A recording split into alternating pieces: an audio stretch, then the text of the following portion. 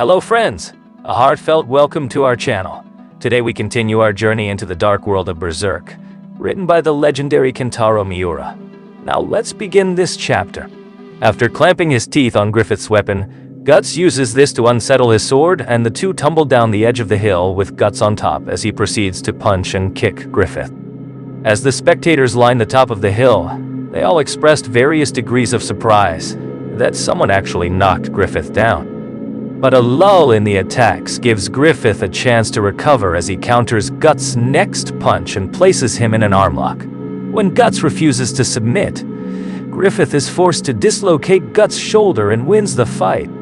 He tells Guts that he now owns him, and Casca leaves, jealous that Griffith had never taken such a personal interest in her or anyone else. Later at night, as Guts recovers from his shoulder dislocation in his tent, he overhears the voices of Corkus and 6 other Band of the Falcon members just outside.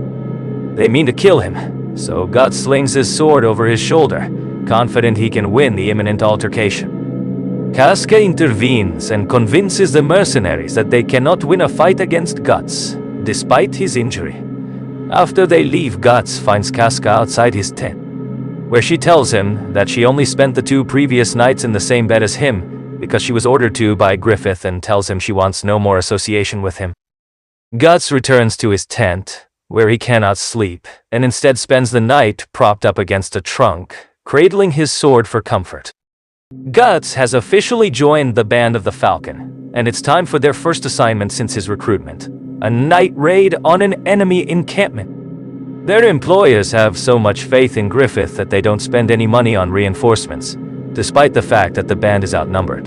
Griffith puts Guts in charge of the rear guard, both as a test of skill and a display of trust, as the rear guard is responsible for defending the rear of a military force from enemy attack, and there is a high risk of death to those responsible for defending it.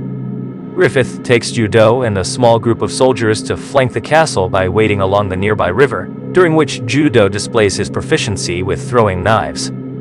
Guts takes note of all the strategic advantages by flanking the castle, and is impressed Griffith could come up with such a plan. Griffith orders the charge.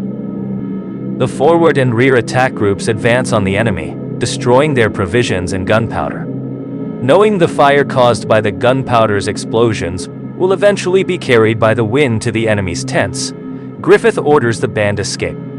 Guts, highly impressed at the speed the whole operation took place, notices a large enemy cavalry on their tail, and steels himself for battle, intent on defending the Band of the Falcon. And with this, the chapter comes to an end.